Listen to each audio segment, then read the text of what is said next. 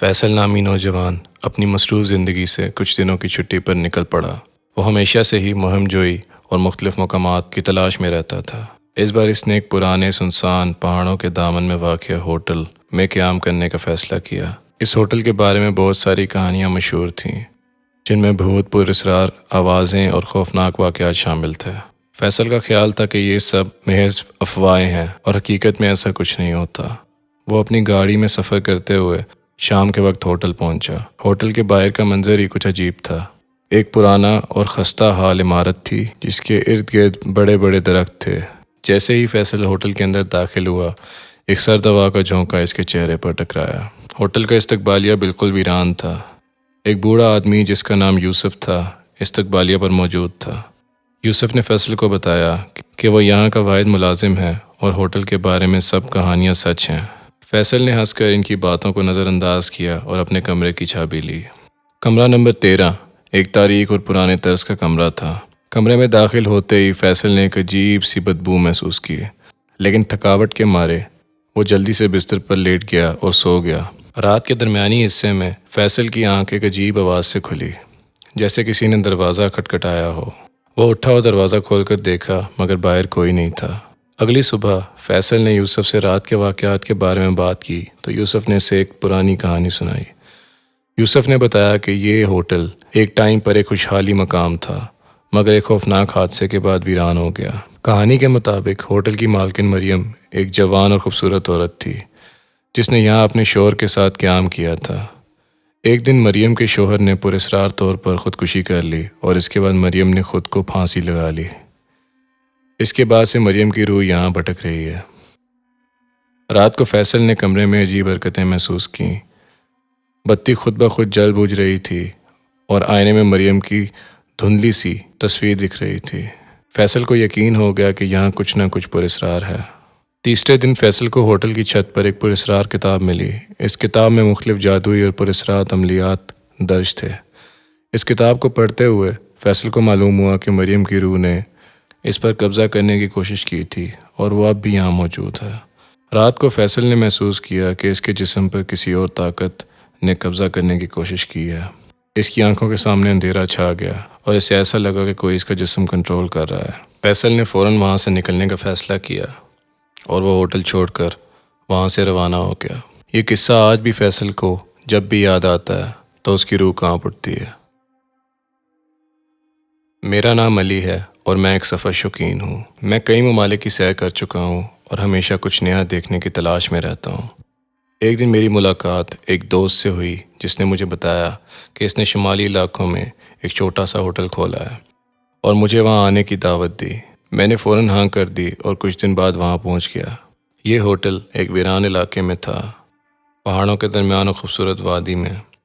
Hotel کا نام تھا ہوٹل وادی سراب۔ اس ہوٹل کا نظارہ بہت خوبصورت تھا، مگر جیسے ہی میں نے قدم رکھا ایک عجیب سی خاموشی اور خوف کا احساس ہوا۔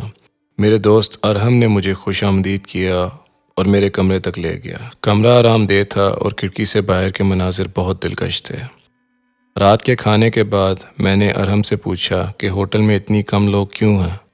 ارحم نے ہنس کر کہا، یہ ہوٹل نیا ہے اس لیے ابھی زیادہ مشہور نہیں ہوا۔ رات کے 10 بجے تھے اور میں بستر پر لیٹ گیا، مگر نیند نہیں آ رہی تھی۔ اچانک دروازے پر ہلکی سی دستک ہوئی۔ میں نے دروازہ کھولا تو کوئی نہ تھا۔ سوچا کہ شاید میرا وہم ہو۔ میں دوبارہ بستر پر لیٹ گیا، مگر چند منٹ بعد پھر دستک ہوئی۔ اس بار میں نے دروازہ کھول کر دھیان سے دیکھا، مگر پھر بھی کوئی نہیں تھا۔ رات کا 1 بج رہا تھا اور میں شدید خوف زدہ ہو چکا تھا۔ اچانک کھڑکی کے باہر کچھ حرکت ہوئی۔ میں نے پردہ ہٹایا تو دیکھا ایک عورت سفید لباس میں کھڑی ہے۔ اس کا چہرہ دھندلا تھا، مگر اس کی آنکھیں بہت خوفناک تھیں۔ میں نے فوراً کھڑکی بند کر دی اور بستر میں گھس گیا۔ صبح ہوتے ہی میں نے ارحم سے بات کی اور اسے سب کچھ بتایا۔ اس نے کہا یہاں کچھ عرصے پہلے ایک عورت کی موت ہوئی تھی۔ لوگ کہتے ہیں کہ اس کی روح اب بھی یہاں بھٹک رہی ہے۔ یہ سن کر میرا خوف اور بڑھ گیا۔ میں نے فیصلہ کیا کہ میں اب یہاں سے چلا جاؤں گا، مگر جاتے جاتے میں نے سوچا کہ اس عورت کی کہانی کیا ہے۔ ہوٹل کے پرانے ملازم سے پوچھا تو اس نے بتایا کہ وہ عورت ایک مسافر تھی جو یہاں آئی تھی، مگر اس کی موت ایک حادثے میں ہوئی۔ اس کی روح اس حادثے کے بعد یہاں بھٹک رہی ہے۔ میں نے ارحم سے کہا کہ وہ اس ہوٹل کو بند کر دے، مگر اس نے انکار کر دیا۔ میں وہاں سے چلا آیا مگر اس ہوٹل کی یادیں اور خوفناک رات کبھی نہیں بھلا سکا۔ آج بھی کبھی کبھی میں اس ہوٹل کے بارے میں سنتا ہوں کہ وہاں کچھ عجیب و غریب واقعات ہو رہے ہیں۔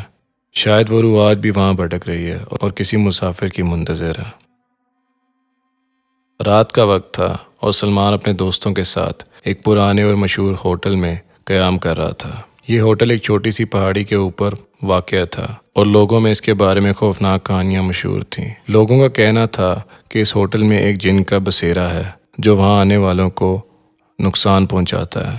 سلمان اور اس کے دوستوں نے اپنے کمروں میں چیک ان کیا اور رات کا کھانا کھانے کے بعد اپنے کمروں میں چلے گئے۔ سلمان کے دوستوں نے اسے کہا کہ وہ جنوں کی کہانیوں پر یقین نہ کرے، لیکن سلمان کو عجیب سا احساس ہو رہا تھا۔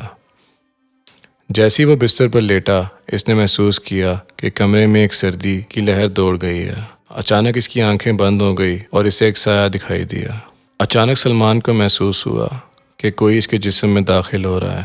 اس کی سانس رکنے لگی اور وہ چیخنے کی کوشش کرنے لگا، مگر اس کی آواز بند ہو گئی تھی۔ اس نے محسوس کیا کہ اس کے جسم پر کسی کا قبضہ ہو گیا ہے۔ سلمان کے دوستوں نے اس کی حالت دیکھ کر اسے جگانے کی کوشش کی، مگر وہ بے سود تھا۔ اگلی صبح سلمان کی حالت بہت عجیب تھی۔ وہ نہ بول رہا تھا نہ کسی کو پہچان رہا تھا۔ اس کے دوستوں نے اسے فوراً ڈاکٹر کے پاس لے کے جانے کا فیصلہ کیا، مگر ڈاکٹر بھی سلمان کی حالت دیکھ کر حیران رہ گیا اور انہیں مشورہ دیا کہ وہ کسی پیر فقیر سے رجوع کریں۔ سلمان کے دوست اسے ایک مشہور پیر کے پاس لے گئے۔ پیر صاحب نے سلمان کو دیکھتے ہی کہا، اس کے جسم میں ایک طاقتور جن داخل ہو چکا ہے جو اس کی جان نہیں چھوڑے گا۔ پیر صاحب نے بہت کوشش کی مگر جن نے سلمان کے جسم کو نہیں چھوڑا۔ کئی مہینے گزر گئے مگر سلمان کی حالت میں کوئی بہتری نہیں آئی۔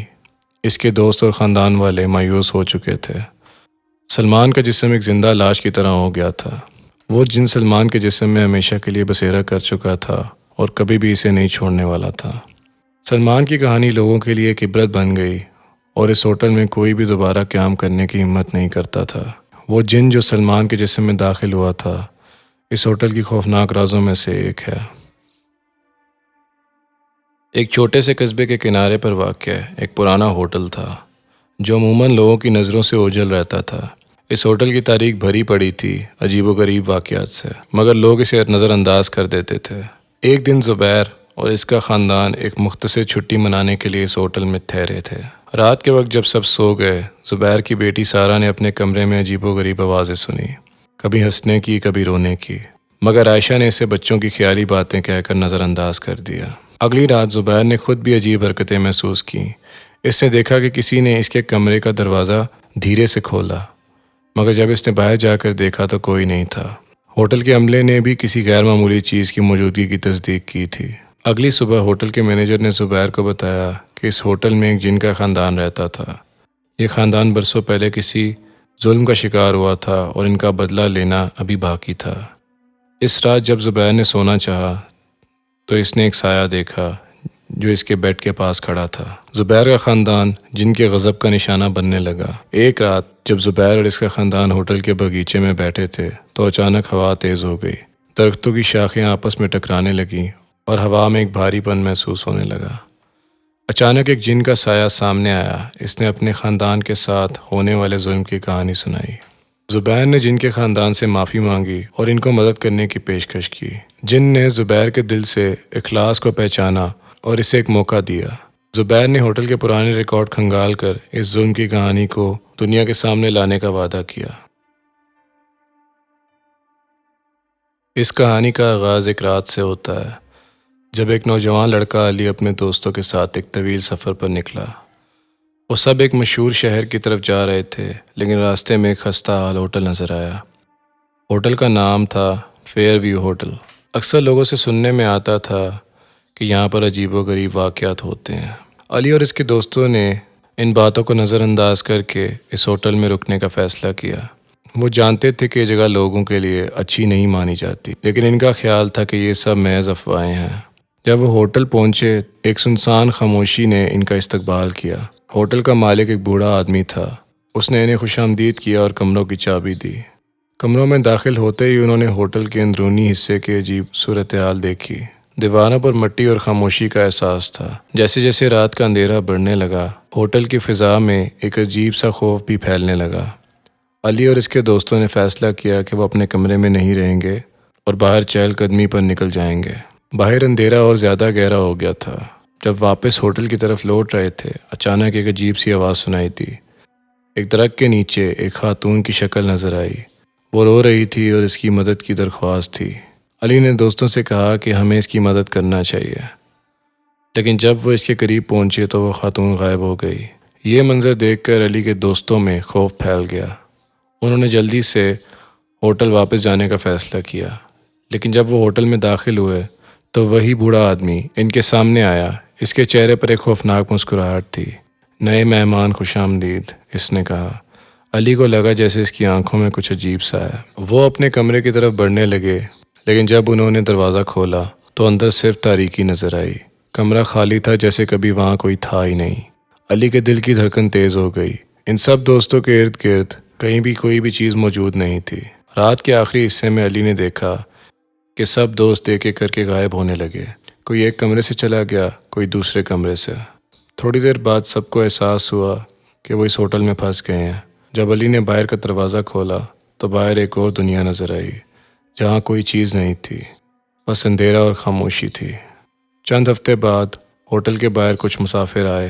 انہوں نے دیکھا کہ فیئر ویو ہوٹل کا کوئی نام و نشان باقی نہیں تھا۔ یہ زمین ایسے بنجر ہو گئی تھی جیسے کبھی یہاں کچھ تھا ہی نہیں۔ علی اور اس کے دوست جو کبھی اس جگہ پر آئے تھے، اب صرف ایک کہانی بن کے رہ گئے تھے۔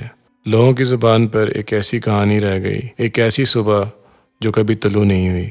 اس واقعے کے بعد اس ہوٹل کا نام پورے علاقے میں خوف کی علامت بن گیا، اور نہ دوبارہ کبھی کسی کو علی اور اس کے دوست دکھے، نہ یہ ہوٹل۔ کہیں دور ایک سنسان شاہراہ پر ایک پرانا ہوٹل تھا، جس لوگوں کا ماننا تھا کہ یہ ہوٹل مسافروں کو اپنے اندر قید کر لیتا ہے۔